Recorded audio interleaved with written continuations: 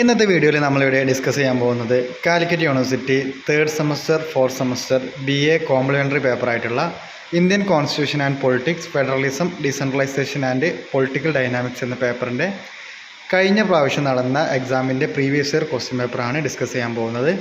Previous year question paper നോക്കി നല്ല രീതിയിൽ പഠിച്ചാൽ തന്നെ അത്യാവശ്യം നല്ല രീതിയിൽ നിങ്ങൾക്ക് പാസ്സാവാൻ പറ്റുന്നതാണ്. കാരണം മിക്കവാറും ക്വസ്റ്റ്യൻസൊക്കെ റിപ്പീറ്റ് ചെയ്ത് വരുന്ന ക്വസ്റ്റ്യൻസാണ്. ഇനി ക്വസ്റ്റ്യനിലേക്ക് പോവാം. ഫസ്റ്റ് സെക്ഷൻ എയിലെ ഒന്നാമത്തെ ക്വസ്റ്റ്യൻ, യൂണികാമറൽ ലെജിസ്ലേച്ചർ.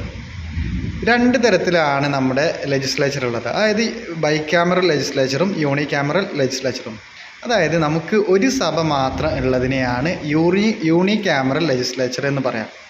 നമ്മൾ ഇന്ത്യയിൽ ഫോളോ ചെയ്യുന്നത് ബൈക്യാമറൽ ലെജിസ്ലേച്ചറാണ്. നമുക്ക് രാജ്യസഭയുണ്ട്, ലോകസഭയുണ്ട്. അപ്പോൾ അങ്ങനെ രണ്ട് സഭ ഉണ്ടെങ്കിൽ ബൈക്യാമറൽ ലെജിസ്ലേച്ചർ എന്നും, ഒരു സഭ മാത്രമാണ് നിയമനിർമ്മാണത്തിന് ഉള്ളൂ എങ്കിൽ അതിന് യൂണികാമറൽ ലെജിസ്ലേച്ചർ എന്നുമാണ് പറയുക. രണ്ടാമത്തെ question, political party. Political party എന്ന് പറഞ്ഞു കഴിഞ്ഞാൽ രാഷ്ട്രീയ പാർട്ടികളെയാണ് പൊളിറ്റിക്കൽ പാർട്ടി എന്നതുകൊണ്ട് ഉദ്ദേശിക്കുന്നത്. മൂന്നാമത്തെ ക്വസ്റ്റ്യൻ, ഫണ്ടമെൻ്റൽ റൈറ്റ്. മൗലിക അവകാശങ്ങളെ പറ്റിയാണ് ഫണ്ടമെൻ്റൽ റൈറ്റ് എന്നതുകൊണ്ട് ഉദ്ദേശിക്കുന്നത്. പാർട്ട് 3 ഇന്ത്യൻ കോൺസ്റ്റിറ്റ്യൂഷനിൽ ഫണ്ടമെൻ്റൽ റൈറ്റിനെ കുറിച്ച് പറയുന്നത്. ഒരു മനുഷ്യൻ്റെ ഏറ്റവും ബേസിക് ആയിട്ട് കോൺസ്റ്റിറ്റ്യൂഷൻ പ്രൊവൈഡ് ചെയ്യുന്ന അവകാശങ്ങളെയാണ് ഫണ്ടമെൻ്റൽ റൈറ്റ് എന്ന് പറയുന്നത്. 6 മൗലിക അവകാശങ്ങളാണ് നമുക്കുള്ളത്. Right to equality, right to freedom, right against exploitation, right to freedom of religion, cultural and educational right, right to constitutional remedies.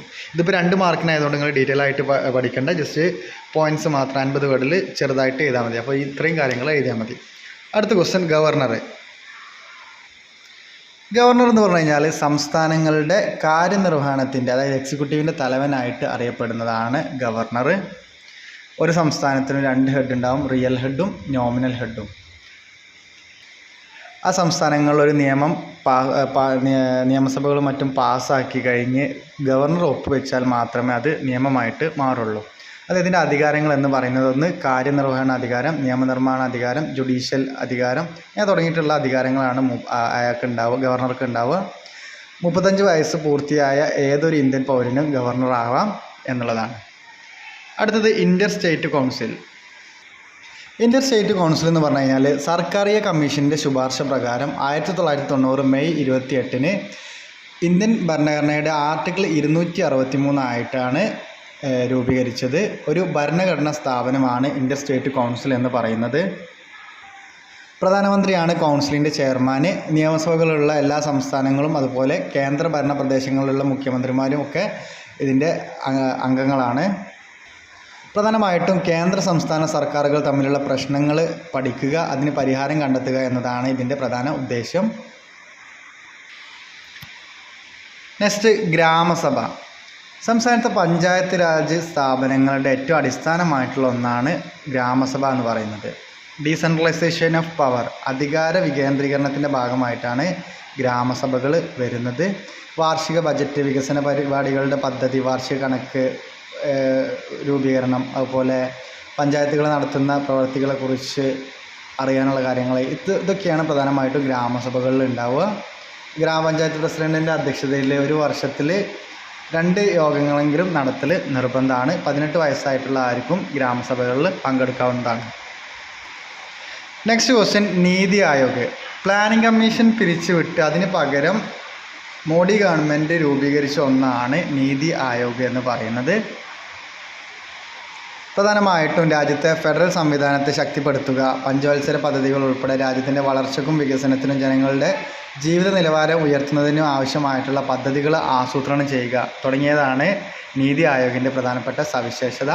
നീതി ആയോഗിൻ്റെ ഫുൾ ഫോം എന്ന് പറയുന്നത് national institution for transforming India എന്നുള്ളതാണ്. Next, national party. Election കമ്മീഷനാണ് national party, state party എന്നൊക്കെ പറഞ്ഞ് പാർട്ടികൾ തരംതിരിക്കുന്നത്. ഒരു പാർട്ടിക്ക് 4 സംസ്ഥാന നിയമസഭകളിലെ തിരഞ്ഞെടുപ്പുകൾ 6% വോട്ടുകൾ കിട്ടുക, അതുപോലെ 3 വ്യത്യസ്ത സംസ്ഥാനങ്ങളിലെ ലോക്സഭാ തിരഞ്ഞെടുപ്പുകളിൽ 20% സീറ്റ് നേടുക. ഇങ്ങനെ ഉണ്ടെങ്കിൽ നമുക്കതിനെ നാഷണൽ പാർട്ടി എന്ന് പറയാം. പ്രധാനമായിട്ടും കോൺഗ്രസ്, BJP തുടങ്ങിയിട്ടുള്ളതാണ് ഇന്ത്യയിലെ പ്രധാനപ്പെട്ട ദേശീയ പാർട്ടികൾ എന്ന് പറയുന്നത്. അവർ മാത്രമല്ല AAP, BSP, CPIM, NPP തുടങ്ങിയിട്ടുള്ള 6 പാർട്ടികളാണ് ഇപ്പോൾ നിലവിൽ ഇന്ത്യയിലെ ദേശീയ പാർട്ടികൾ എന്ന് പറയുന്നത്. നെക്സ്റ്റ് GSTയുടെ ഫുൾ ഫോം എന്ന് പറയുന്നത് ഗുഡ്സ് സർവീസ് ടാക്സ്, ചരക്കു സേവന നികുതി എന്ന പേരിലാണ് അറിയപ്പെടുന്നത്. 2017 ജൂലൈയിലാണ് ഈ ഒരു GST നിലവിൽ വരുന്നത്. കേന്ദ്ര ഗവൺമെൻറ്റുകളും സംസ്ഥാന ഗവൺമെൻറ്റുകളും ചുമത്തിയിരുന്ന വിവിധ നികുതികളെ ലയിപ്പിച്ച് ഒരു ഏകീകൃത നികുതി സംവിധാനം കൊണ്ടുവരുന്നതിനെയാണ് GST എന്നതുകൊണ്ട് ഉദ്ദേശിക്കുന്നത്. നെക്സ്റ്റ് ഫിനാൻസ് കമ്മീഷൻ എന്ന് പറഞ്ഞു കഴിഞ്ഞാൽ കേന്ദ്രവും സംസ്ഥാനങ്ങളും തമ്മിലുള്ള സാമ്പത്തിക ബന്ധങ്ങളെ വിശകലനം ചെയ്യുക, അതിനു വേണ്ടിയിട്ട് ആർട്ടിക്കിൾ 280 പ്രകാരം രൂപീകരിച്ചതാണ് ഫിനാൻസ് കമ്മീഷൻ എന്ന് പറയുന്നത്. 1951 ഫിനാൻസ് കമ്മീഷൻ രൂപപ്പെടുന്നത്. 5 വർഷമാണ് ഇതിൻ്റെ കാലാവധി. രാഷ്ട്രപതി നിയമിക്കുന്ന ഒരു ചെയർമാനും 4 അംഗങ്ങളും അടങ്ങിയതാണ് കമ്മീഷൻ്റെ അംഗസംഖ്യ എന്ന് പറയുന്നത്. നെക്സ്റ്റ് കോഓപ്പറേറ്റീവ് ഫെഡറലിസം എന്ന് പറഞ്ഞു കഴിഞ്ഞാൽ എന്താണ്, നമ്മൾ 2 യൂണിറ്റ് വരുന്നതിന് സ്റ്റേറ്റ് ലെവലിലും സെൻട്രൽ ലെവലിലും 2 യൂണിറ്റ് വരുന്നതിനെയാണ് ഫെഡറലിസം എന്ന് പറയുക. കോഓപ്പറേറ്റീവ് ഫെഡറലിസം എന്ന് പറഞ്ഞു കഴിഞ്ഞാൽ 2 ബോഡീസും പാടെ കോഓപ്പറേറ്റ് ചെയ്ത് പരസ്പരം റിലേഷൻഷിപ്പ് നല്ല ബന്ധത്തിലൂടെ പോകുന്നതിനെയാണ് കോഓപ്പറേറ്റീവ് ഫെഡറലിസം എന്നതുകൊണ്ട് ഉദ്ദേശിക്കുന്നത്. നെക്സ്റ്റ് ആർട്ടിക്കിൾ 356 കൊണ്ട് ഉദ്ദേശിക്കുന്നത് സംസ്ഥാനങ്ങളിൽ രാഷ്ട്രപതി ഭരണം ഇമ്പോസ് ചെയ്യുന്നതിനെയാണ്. എന്തെങ്കിലും ഇഷ്യൂസ് സ്റ്റേറ്റ് ലെവലിൽ കോൺസ്റ്റിറ്റ്യൂഷണൽ മെഷീനറി തകർക്കുന്ന എന്തെങ്കിലും തരത്തിലുള്ള ഇഷ്യൂസ് ഉണ്ടായിക്കഴിഞ്ഞാൽ അവിടെ പ്രസിഡൻ്റ് റൂള് ഇമ്പോസ് ചെയ്യുന്നതിനെയാണ് ആർട്ടിക്കിൾ 356 കൊണ്ട് ഉദ്ദേശിക്കുന്നത്. നെക്സ്റ്റ് ഹ്യൂമൻ റൈറ്റ്സ്, മനുഷ്യൻ്റെ ബേസിക് ആയിട്ടുള്ള അവകാശങ്ങളെയാണ് ഹ്യൂമൻ റൈറ്റ് എന്നതുകൊണ്ട് ഉദ്ദേശിക്കുന്നത്. Next question right to privacy, നമ്മുടെ സ്വകാര്യതയ്ക്കുള്ള അവകാശങ്ങളെയാണ് റൈറ്റ് ടു പ്രൈവസി എന്നതുകൊണ്ട് ഉദ്ദേശിക്കുന്നത്. അടുത്തത് 15ാമത്തെ question 44th amendment act. 44th amendment കൊണ്ട് ഉദ്ദേശിക്കുന്നത് ഇന്ദിരാഗാന്ധി 42ാമത് ഭരണഘടനാ ഭേദഗതി വഴി ഭരണഘടനയിൽ കൊണ്ടുവന്ന മാറ്റങ്ങൾ ഒഴിവാക്കി ഭരണഘടനയെ പഴയ രീതിയിൽ പുനഃസ്ഥാപിക്കാനും ഇനിയൊരു അടിയന്തരാവസ്ഥ പ്രഖ്യാപിക്കാതിരിക്കാനുള്ള മുൻകരുതലുകൾ സ്വീകരിക്കാനുമാണ് 44ാമത്തെ ഭരണഘടനാ ഭേദഗതി കൊണ്ടുവന്നത്. ഇതിലൂടെ ലോകസഭയുടെയും സംസ്ഥാന നിയമസഭകളുടെയും കാലാവധി 6 വർഷത്തിൽ നിന്ന് മാറ്റി 5 വർഷമാക്കി മാറ്റി. മാത്രമല്ല സ്വത്തവകാശത്തെ മൗലിക അവകാശമായിരുന്ന ഫണ്ടമെൻ്റൽ റൈറ്റിൽ പെട്ടിരുന്ന സ്വത്തവകാശത്തെ മൗലിക അവകാശങ്ങളിൽ നിന്ന് മാറ്റിയിട്ട് ഒരു സാധാരണ നിയമാവകാശമാക്കി മാറ്റുകയാണ് ചെയ്തത്. നെക്സ്റ്റ് സെക്ഷൻ ബിയിലെ ക്വസ്റ്റ്യൻസ് നോക്കാം. 5 മാർക്കിൻ്റെ ക്വസ്റ്റ്യൻസ് ആണ് വരുന്നത്. 16ാമത്തെ question compare the features of unitary and federal system of ഗവൺമെൻറ്റിൻ്റെ ഫെഡറൽ ഫീച്ചേഴ്സും അതുപോലെ യൂണിറ്ററി ഫീച്ചേഴ്സും എഴുതാനാണ്. ഇത് നമ്മൾ പഠിക്കുമ്പോൾ പുസ്തകത്തിൻ്റെ തുടക്കത്തിൽ തന്നെ വരുന്ന ഈ ഒരു ഇതാണ്. ഫെഡറൽ ഫീച്ചേഴ്സ് ഏതൊക്കെ നോക്കാം. ഒന്ന് റിട്ടൺ കോൺസ്റ്റിറ്റ്യൂഷൻ, എഴുതപ്പെട്ട ഭരണഘടനയാണ്. രണ്ടാമത്തെ ഇരട്ട ഗവൺമെൻറ്, ഡ്യുവൽ ഗവൺമെൻറ്, നമുക്ക് സെൻട്രലിലും സ്റ്റേറ്റിലും ഓരോ ഗവൺമെൻറ്റിനെ കാണാൻ വേണ്ടി പറ്റും. നെക്സ്റ്റ് അധികാര വിഭജനം, ഡിവിഷൻ ഓഫ് പവർ, അധികാരം എന്താണ് സ്റ്റേറ്റ് സെൻറ്റർ, അതുപോലെ അങ്ങനെ സ്റ്റേറ്റിന് ഏതൊക്കെയാണ്, അതുപോലെ സെൻറ്ററിന് ഏതൊക്കെയാണ് നിയമനിർമ്മാണം പറ്റുക, സ്റ്റേറ്റിന് ഏതൊക്കെയാണ് നിയമനിർമ്മാണം പറ്റുക, അതുപോലെ കൺകറൻറ്റ് ലിസ്റ്റ്, അങ്ങനെ 3 ലിസ്റ്റുകൾ പറയുന്നുണ്ട്. Union list, state list, concurrent list എന്നൊക്കെ പറഞ്ഞിട്ട്. പിന്നെ ഭരണഘടനയുടെ പരമാധികാരം, ഭരണഘടന പറയുന്നതാണ് ഏറ്റവും അടിസ്ഥാനം എന്ന് പറയുന്നത്. കോടതിക്കുള്ള അധികാരങ്ങൾ, അത് തുടങ്ങിയിട്ടുള്ള കാര്യങ്ങളാണ് പ്രധാനപ്പെട്ട ഫെഡറൽ ഫീച്ചേഴ്സ് എന്ന് പറയുന്നത്. പിന്നെ യൂണിറ്ററി ഫീച്ചേഴ്സ് എന്ന് പറയുന്നത് യൂണിയൻ എന്ന വാക്കിൻ്റെ ഉപയോഗം. നമ്മൾ ഇന്ത്യ എന്ന് പറയുന്നത് ഒരു ഫെഡറേഷൻ അല്ലെങ്കിൽ ഒരു ഫെഡറൽ സ്റ്റേറ്റ് ആണെങ്കിൽ പോലും യൂണിയൻ എന്ന വാക്കിലാണ് ഇത് തുടങ്ങുന്നത്. പിന്നെ സംസ്ഥാനങ്ങൾക്കും അതുപോലെ യൂണിയന്, കേന്ദ്രത്തിലായാലും സ്റ്റേറ്റിലായാലും ഏക ഭരണഘടനയാണ് നമ്മൾ ഫോളോ ചെയ്യുന്നത്. നെക്സ്റ്റ് പോയിന്റ്, ഭരണഘടനാ ഭേദഗതിയിൽ സംസ്ഥാനങ്ങൾക്ക് ചെറിയൊരു പങ്ക് മാത്രമാണ് ഉള്ളത്. ഏക പൗരത്വം, നമ്മൾ കേരളത്തിന് വേറെ പൗരത്വം എന്ന് പറയുന്നില്ല, ഇന്ത്യൻ പൗരൻ എന്നാണ് പറയുന്നത്. അപ്പോൾ ഏക പൗരത്വമാണ് നമുക്ക് ഉള്ളത്. അതുപോലെ തുടങ്ങിയിട്ടുള്ളതൊക്കെയാണ് പ്രധാനപ്പെട്ട യൂണിറ്ററി ഫീച്ചേഴ്സ്. ഇത് കൂടുതൽ പറയുന്നുണ്ട്, ഞാൻ കുറച്ച് മാത്രമേ ഇതിൽ പറയുന്നുള്ളൂ. 17ാമത്തെ question discuss the features of 73rd constitutional amendment act. 73rd constitutional amendment ആക്ടിൻ്റെ പ്രധാനപ്പെട്ട പ്രത്യേകതകളെ എഴുതാനാണ്. ഇന്ത്യയിൽ പഞ്ചായത്ത് രാജ് സിസ്റ്റം പ്രധാനമായിട്ട് കൊണ്ടുവരുന്നത് ഈ ഒരു 73rd കോൺസ്റ്റിറ്റ്യൂഷണൽ അമെൻമെൻറ്റ് ആക്ടിലാണ്. 1992 ഈ ഒരു ആക്ട് നിലവിൽ വരുന്നത്. ഇത് പ്രകാരം ആർട്ടിക്കിൾ 243 മുതൽ ആർട്ടിക്കിൾ 243 O വരെയുള്ള 16 ഭാഗങ്ങളാണ് ഇതിൽ പറയുന്നത്. ഇതിൻ്റെ ഭാഗമായിട്ട് പ്രധാനപ്പെട്ട സവിശേഷതകൾ എന്ന് പറയുന്നത് ഗ്രാമപഞ്ചായത്ത്, ബ്ലോക്ക് പഞ്ചായത്ത്, ജില്ലാ പഞ്ചായത്ത് എന്നിങ്ങനെ ത്രിതല പഞ്ചായത്ത് രാജ് സംവിധാനം ഈ നിയമത്തിലൂടെ നിലവിൽ വന്നു.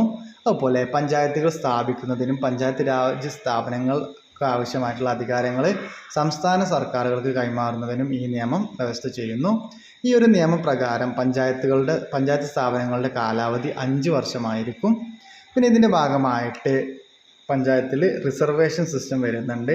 SC/ST അതുപോലെ SC/ST വിഭാഗത്തിന് അവരുടെ ജനസംഖ്യ അനുസരിച്ചും വനിതകൾക്ക് 33% റിസർവേഷൻ ഇതിൻ്റെ ഭാഗമായിട്ട് വരുന്നുണ്ട്. Next, what are the criteria for being recognised as A state party in India? ഇന്ത്യയിൽ സ്റ്റേറ്റ് പാർട്ടി ആയിട്ട് അംഗീകരിക്കാനുള്ള ക്രൈറ്റീരിയാസ് എന്തൊക്കെയാണ്? ഓരോ സംസ്ഥാനങ്ങൾക്കും അവരുടേതായിട്ടുള്ള രാഷ്ട്രീയ പാർട്ടികൾ ഉണ്ടാവും. അവരുടെ പ്രത്യേക അല്ലെങ്കിൽ ആ ഒരു സ്റ്റേറ്റിൻ്റെ അല്ലെങ്കിൽ ആ ഒരു വിഭാഗം ആളുകളുടെ ഭാഷ, മതം, പ്രാദേശികവാദം, വംശീയത ഇതൊക്കെ ഈ താല്പര്യങ്ങളെ പ്രതിനിധീകരിച്ചായിരിക്കും ഉണ്ടാവുക. ഒരു സംസ്ഥാന പാർട്ടിയായി അംഗീകരിക്കണമെങ്കിൽ താഴെ പറയുന്ന ക്രൈറ്റീരിയകൾ വേണം. ഒന്ന്, നിയമസഭയിൽ 3% സീറ്റുകൾ നേടണം, കുറഞ്ഞത് 3 സീറ്റുകളെങ്കിലും. ആ സംസ്ഥാനത്തിന് അനുവദിച്ച 25 ലോക്സഭാ സീറ്റുകളിൽ 1 എന്ന തോതിൽ ലോക്സഭാ സീറ്റുകൾ വേണം. ലോക്സഭാ തിരഞ്ഞെടുപ്പിലോ സംസ്ഥാന തിരഞ്ഞെടുപ്പിലോ കുറഞ്ഞത് 6% വോട്ടുകൾ ഒരു ലോക്സഭാ സീറ്റ്, 2 നിയമസഭാ സീറ്റുകൾ വേണം. അതുപോലെ ലോക്സഭാ തിരഞ്ഞെടുപ്പിലോ സംസ്ഥാന തിരഞ്ഞെടുപ്പിലോ കുറഞ്ഞത് 8% വോട്ടുകൾ. അപ്പോൾ ഇങ്ങനെ ഉണ്ടായി കഴിഞ്ഞ് കഴിഞ്ഞാൽ ആ സംസ്ഥാനത്ത് പാർട്ടിയായിട്ട് ഇതിലേതെങ്കിലും ഒന്നുണ്ടായാൽ മതി, ആ സംസ്ഥാനത്ത് പൊളിറ്റിക്കൽ പാർട്ടിയായിട്ട് അംഗീകരിക്കും. അടുത്ത question, administrative relation between central and state are conflicting. അതായത് ഇന്ത്യയിൽ സെൻട്രൽ സ്റ്റേറ്റ് തമ്മിലുള്ള അഡ്മിനിസ്ട്രേറ്റീവ് ഭരണപരമായിട്ടുള്ള ഇതിൽ പലതരത്തിലുള്ള പ്രശ്നങ്ങളുണ്ട്. അപ്പോൾ അതിനെ പറ്റിയാണ് പറയുന്നത്. ഇന്ത്യയിൽ കേന്ദ്രവും സംസ്ഥാനവും തമ്മിലുള്ള ഭരണപരമായിട്ടുള്ള ബന്ധം നിയന്ത്രിക്കുന്നത് ഭരണഘടനയുടെ വിവിധ വ്യവസ്ഥകളാണ്. ഇത് സംസ്ഥാനങ്ങളും നിയമങ്ങളും പാലിക്കുന്നുണ്ട് ഉറപ്പാക്കാൻ കേന്ദ്രത്തിന് ചില അധികാരങ്ങളുണ്ട്. അതിൻ്റെ ഭാഗമായിട്ടാണ് പാർലമെൻറ്റ് പാസ്സാക്കിയ നിയമങ്ങൾ സംസ്ഥാനം പാലിക്കണമെന്നും ആവശ്യമെങ്കിൽ കേന്ദ്ര സർക്കാരിന് സംസ്ഥാന സർക്കാരുകൾക്ക് നിർദ്ദേശം നൽകാമെന്നും പറയുന്നു. ആർട്ടിക്കിൾ 257 പ്രകാരം സംസ്ഥാന എക്സിക്യൂട്ടീവ് അധികാരം കേന്ദ്ര എക്സിക്യൂട്ടീവ് അധികാരത്തിൽ ഇടപെടാൻ വേണ്ടി പാടില്ല. കൂടാതെ സ്റ്റേറ്റ് ലിസ്റ്റിലെ ചില കാര്യങ്ങൾ കേന്ദ്ര സർക്കാരിന് സംസ്ഥാന സർക്കാരുകൾക്ക് നിർദ്ദേശം നൽകാൻ വേണ്ടി സാധിക്കും. അപ്പോൾ ഇങ്ങനെ തുടങ്ങിയിട്ടുള്ള കാര്യങ്ങളാണ് പ്രധാനമായിട്ടും അഡ്മിനിസ്ട്രേറ്റീവ് റിലേഷനുമായി ബന്ധപ്പെട്ട് പറയുന്നത്. ഫിസിക്കൽ ഫെഡറലിസം എന്നതുകൊണ്ട് ഉദ്ദേശിക്കുന്നത് ഇന്ത്യയിലെ സെൻട്രൽ സ്റ്റേറ്റിൻ്റെ ഫിനാൻഷ്യൽ റിലേഷനെയാണ് ഇതിൽ നിങ്ങൾ എഴുതേണ്ടത്. സാമ്പത്തികമായിട്ടുള്ള സെൻട്രലും സ്റ്റേറ്റും തമ്മിലുള്ള പവേഴ്സിനെ പറ്റിയാണ് ഇതിൽ നിങ്ങൾ എഴുതേണ്ടത്. അത് ഒരുപാട് മറ്റു നികുതിയുടെ പിരിവും മറ്റുമൊക്കെ പറയുന്നുണ്ട്, അതാണ് എഴുതേണ്ടത്. Next, discuss the implication of fall of Congress system in India. കോൺഗ്രസിൻ്റെ ഫാള് അല്ലെങ്കിൽ തകർച്ചയ്ക്ക് കാരണമായിട്ടുള്ള ആ ഒരു ഇതിനെ പറ്റി എഴുതാനാണ് പറയുന്നത്. അറ്റ്ലീസ്റ്റ് നിങ്ങൾ കോൺഗ്രസിനെ പറ്റി എന്തെങ്കിലും എഴുതി വെച്ചാൽ നിങ്ങൾക്ക് കുറച്ച് മാർക്കെങ്കിലും കിട്ടും. സ്വാതന്ത്ര്യാനന്തരം ഇന്ത്യയിലെ അധികാരത്തിൽ വന്ന പാർട്ടിയാണ് കോൺഗ്രസ് എന്ന് പറയുന്നത്.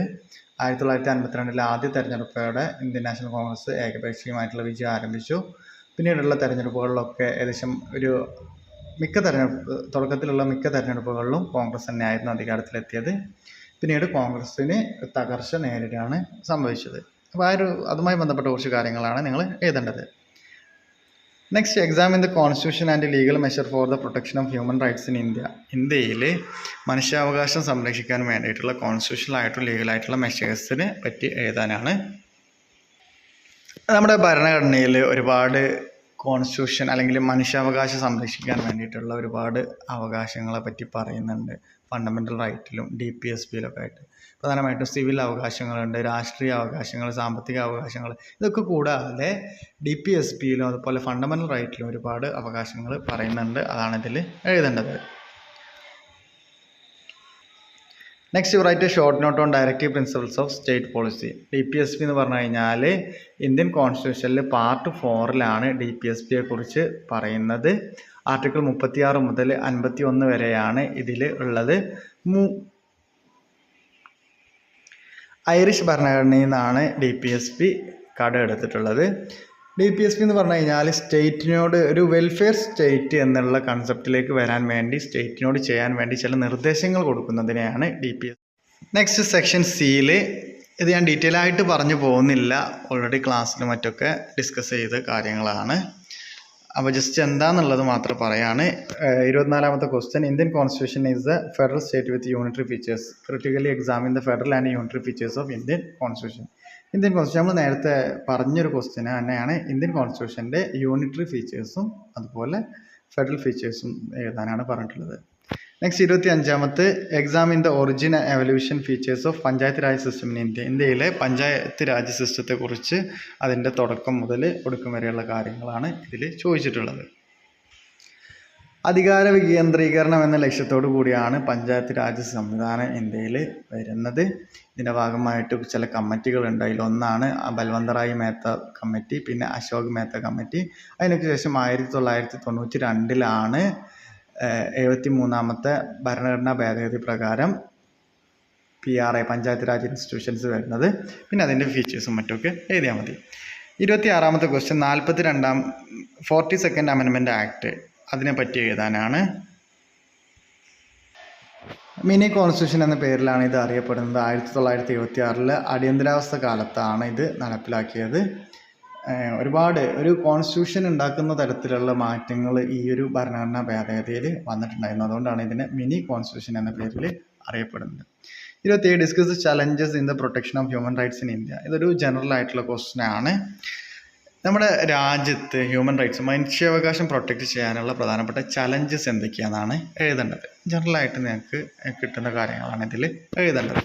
അപ്പോൾ ഇത്രയും കാര്യങ്ങളാണ് ഈ ഒരു പേപ്പറിൽ നിങ്ങൾക്ക് പ്രീവിയസ് ക്വസ്റ്റ്യൻ പേപ്പറിൽ ചോദിച്ചതും അതിൻ്റെ ആൻസേഴ്സുമാണ് ഇവിടെ പറഞ്ഞത്. കൃത്യമായിട്ട് 1-2 വർഷത്തെ പ്രീവിയസ് ക്വസ്റ്റ്യൻ പേപ്പറും ഇമ്പോർട്ടൻ്റ് ഏരിയാസും നോക്കി കഴിഞ്ഞ് കഴിഞ്ഞാൽ തന്നെ നിങ്ങൾക്ക് നല്ല രീതിയിൽ പാസ്സായിട്ട് പോകാൻ പറ്റുന്നൊരു പേപ്പറാണിത്. Thank you.